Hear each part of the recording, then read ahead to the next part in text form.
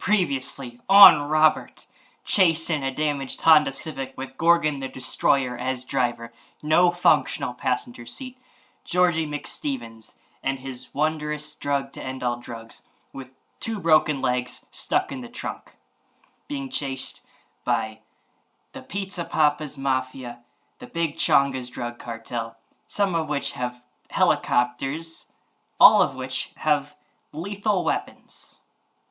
That's the situation we find ourselves in. Grant, take it away. Yo, Lethal Weapons, that's my favorite movie, homeboy. It's like really great.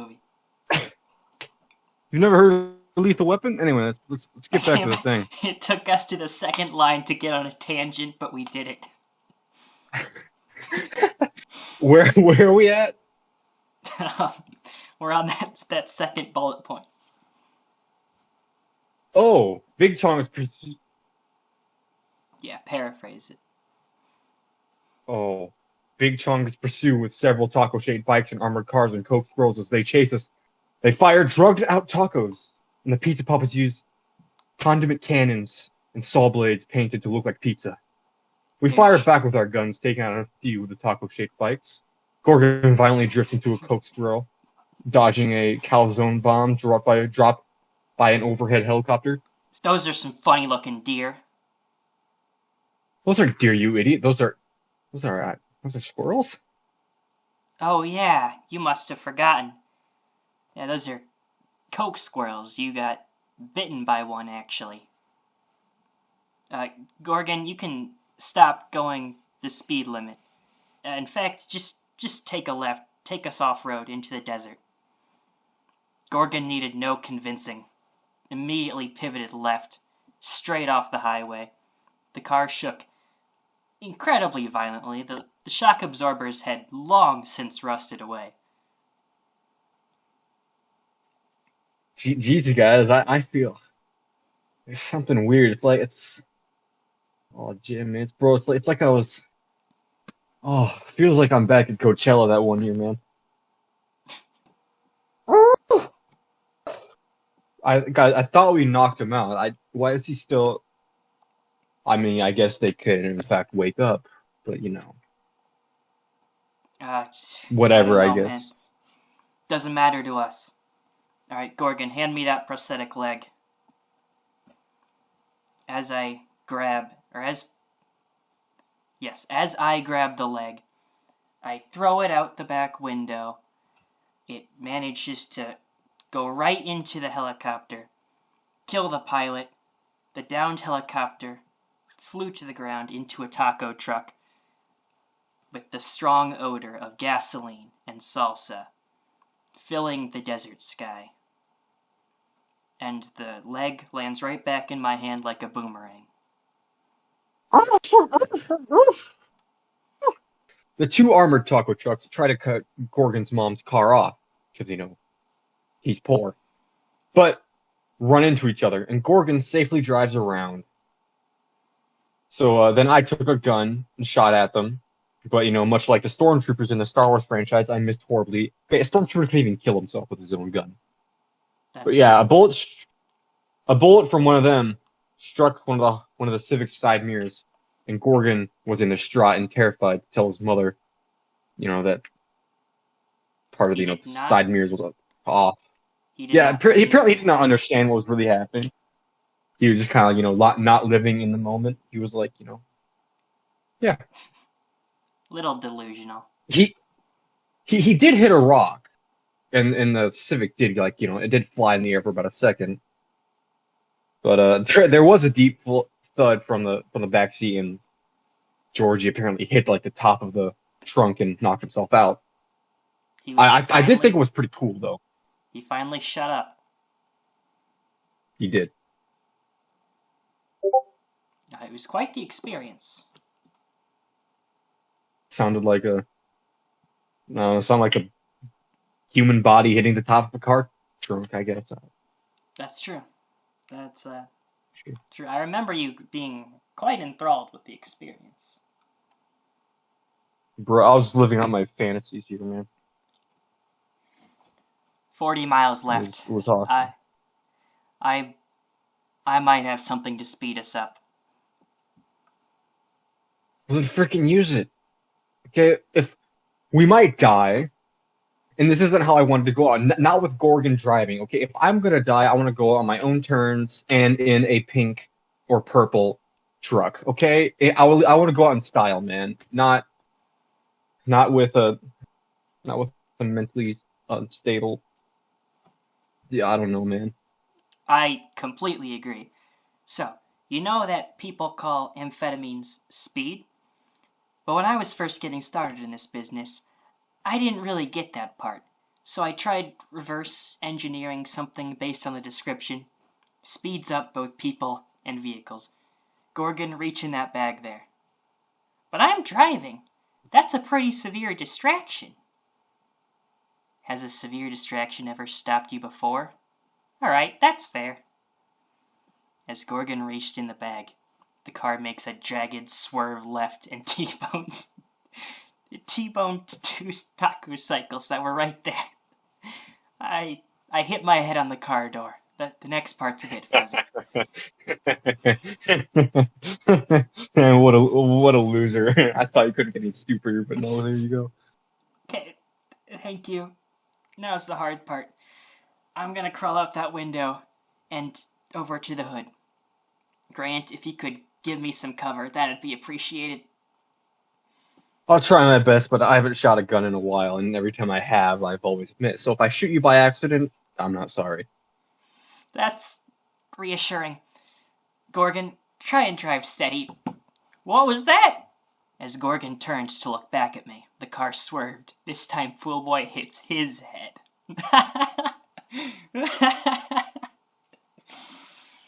Gorgon,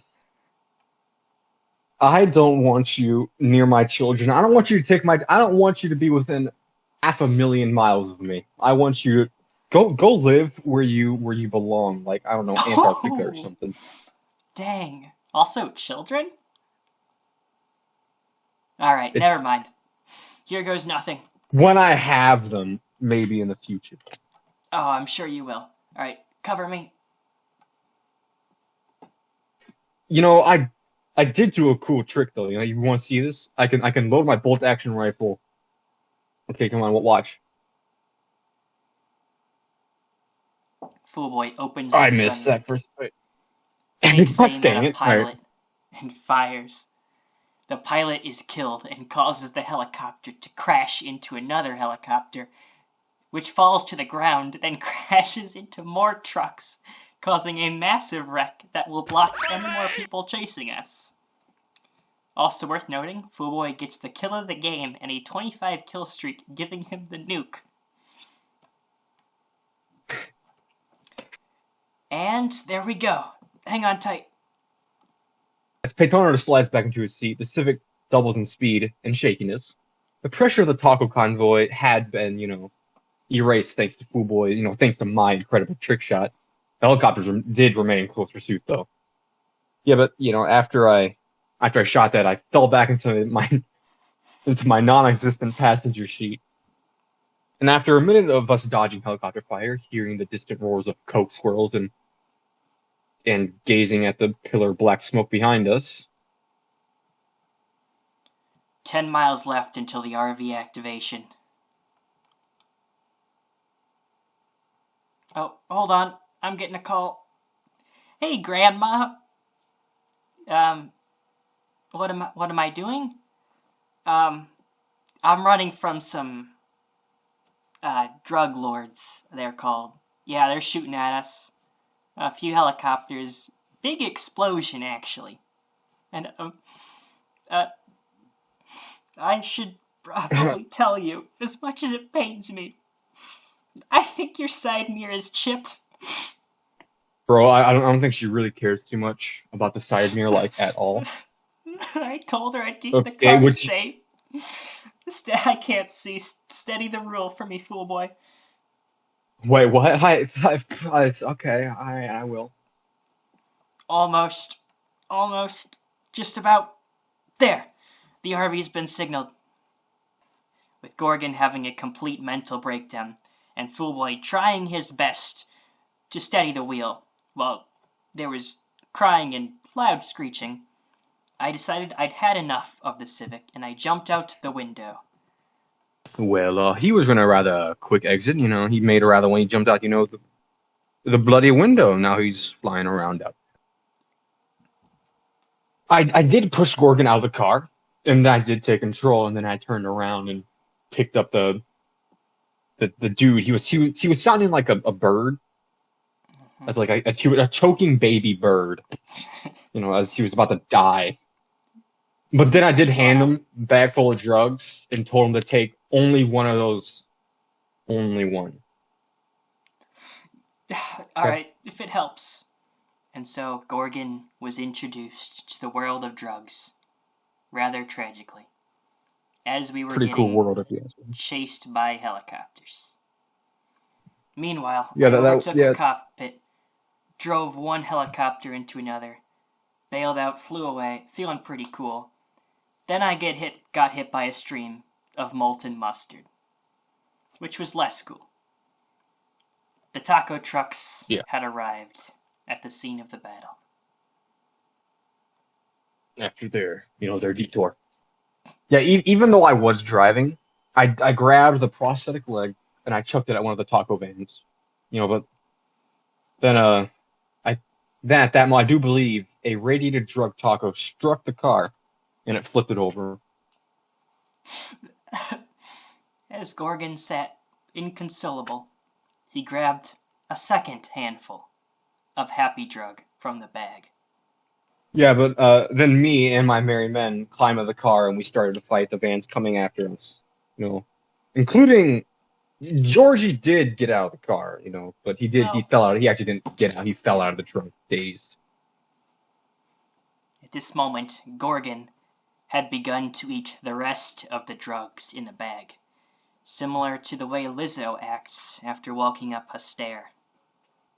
As me and my merry men were fighting, an iron blimp appeared out of the sky, on the horizon, I guess I should say. It was decked out with like some cool state-of-the-art artillery and napalm cannons, I think they were.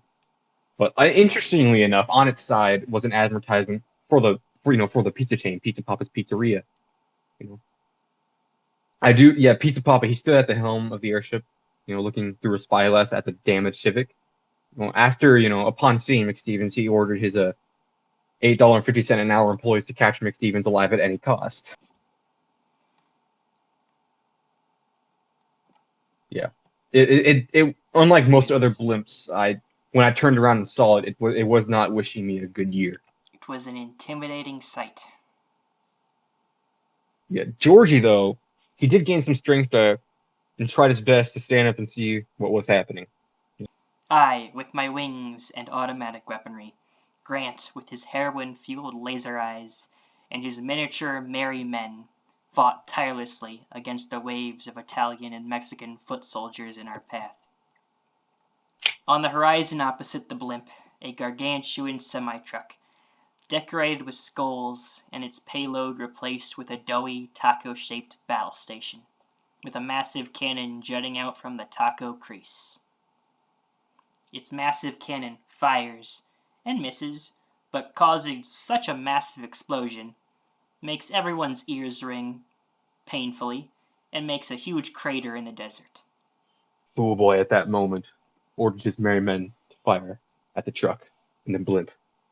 But it does very little damage, and then a voice that sounds like that of thunder strikes the semi, causing it to get pushed back. And then the blimp stands still in the air, as if it was frozen. Me, Peytonador, and my merry, not gay, but merry men, and Georgie McStevens, turned and saw Gorgon. But he was like that of blue light. And when he talked, he still really didn't make any sense, but at least he had a little bit of... He was a little bit smarter, had an IQ of 58, which is a massive improvement. Gorgon compared to mine 160, it was amazing. Gorgon turned to his grandmother's flipped Civic, lifted one hand, and the car readjusted itself back onto its tires. Even the rear-view mirror was repaired. Not the passenger seat, though. No force of man could repair that. Gorgon looked at his quote-unquote friends, and he said to us, I ate those funny little things that tasted like medicine, and it gave me a mind of limitless power. Now excuse me, as I take the time to think philosophically on the universe's greatest question.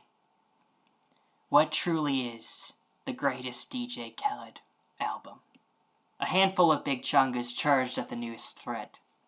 Gorgon looked at them, uttered the phrase, DJ Khaled, and they were reduced to dust. He looked up to the sky and flew to the moon as we looked in confusion.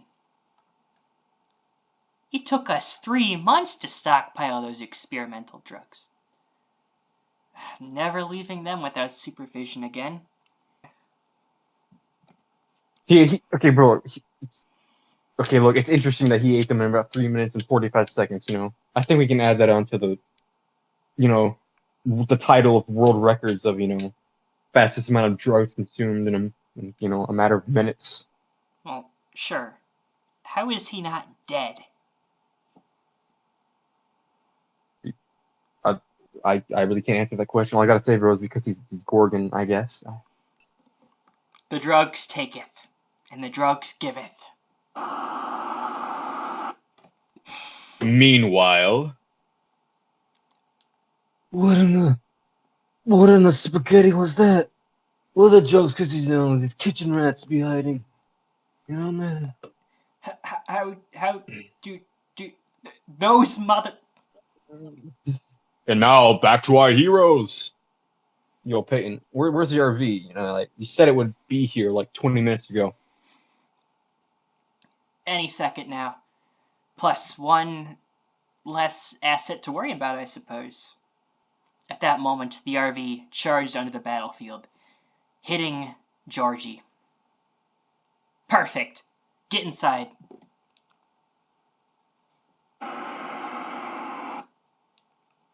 Well, that was rather unexpected. I think my married men agree to that. The 3 of us, or 2 of us, plus Georgie being dragged out from under the tire, hurried inside the RV. Engage all defenses, my merry men. Make sure they're at maximum power. The RV charged through the desert battlefield. Lasers and missiles firing at a seamlessly endless pace against the forces of the cartel and the mafia. The taco semi fires at the RV, which side flips out of the way through hydraulic force. George McStevens is unprepared and hits his head, falling unconscious for the 3rd time. The missile from the RV did shoot, though, and it speared the side of the taco semi, damaging the beautiful taco design. Panic, they start screaming because, a panic from the big chunks ensues. And then I told my merry men who were driving, by the way, to engage the drug drive, and they sped off away from the semi. Meanwhile, on the moon, Gorgon sat there, in the midst of a crater, like the Thinker statue, the one, debated with himself whether Abbey Road or Metallica was the best DJ Khaled album. Back to our heroes. The gang has parked the RV in the midst of the Texan desert and set up a campfire to eat rainbow mini marshmallow s'mores on our heart-shaped graham crackers. So Georgie, now that we've been through something together, who really are you? What? Man, after knocking me out and kidnapping me, breaking my legs and putting me in a trunk and almost killing me, you expect me to talk about myself? Yes. All right. You win. All right, so sit down there and let me tell you my tale of woe. You see, my parents were not the brightest of the bunch. They one day sold me for baby food and clothes. My baby food and clothes. They handed me to one of the store employees and left without a word, or, well, a child. So I was sent to multiple foster homes and orphanages. I was a troublemaker.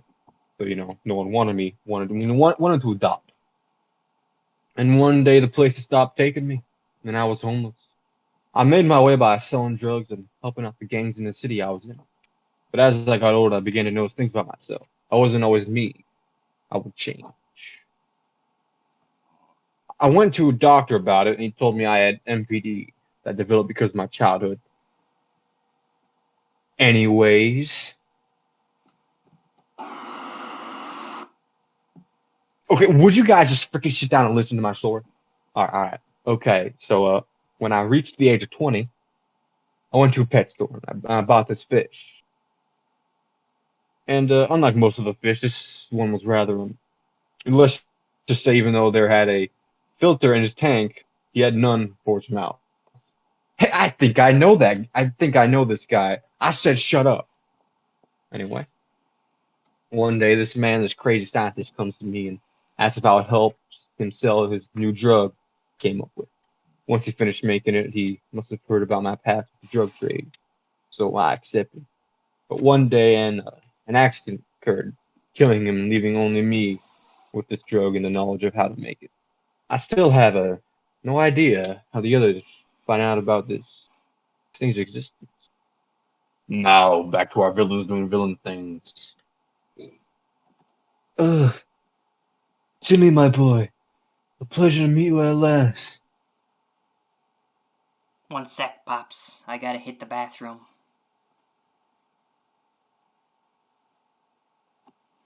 An uncomfortable minute passes. Luckily, Timmy's second in command, Dorito, is there. So, do you come here often? No, I own the ship. That's awesome, senor. Is that pepperoni I smell? Yes, this is a flying pizza shop, you idiot. The world's first flying pizza shop. You want your pizza delivered in less than 30 minutes, we'll shoot through your window, man. Oh, this is some advanced weaponry, my man. How much for the breadstick ballistas? I could find a market for those in Jalisco. Well, about $10.50 each, but if you buy 2, you get 2 free.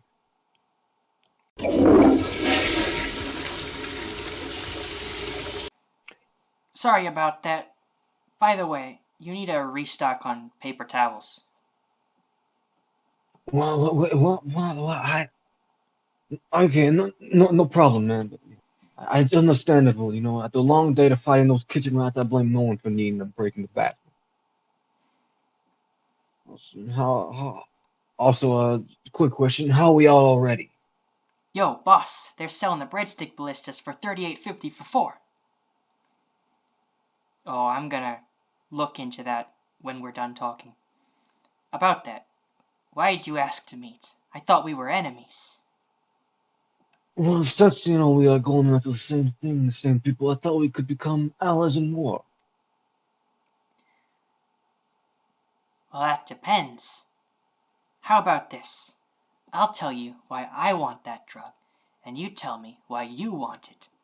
If we can come to an understanding, then sure, amigo. If not, then I'm staying alone, chimichanga. It all began when I was 5 years old. It was the Christmas season, and you could feel the Yule spirit drifting through Mexico. All I wanted that year was a blonde Barbie doll with long hair. I begged Santa over so many letters, and yet, when the morning arrived, there was no Barbie doll under the tree. I knew, in that moment, there was no joy or hope in the world.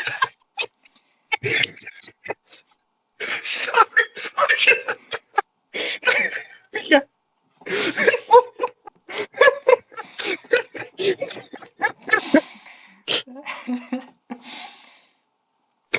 If I wanted that doll, I'd have to get it through the bread of my taco. I hunted squirrels for years in the Mexican wilderness. I spent so long studying them, learning their ways. In a way, I became a squirrel. I would sell them for an average of 2 cents per squirrel. It was a hard sale to make.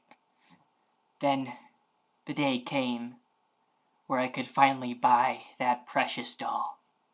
She was beautiful. She was beautiful. But I realized that I could be more beautiful if I could find a pink sombrero, the pica fashion. With that, I had a new goal.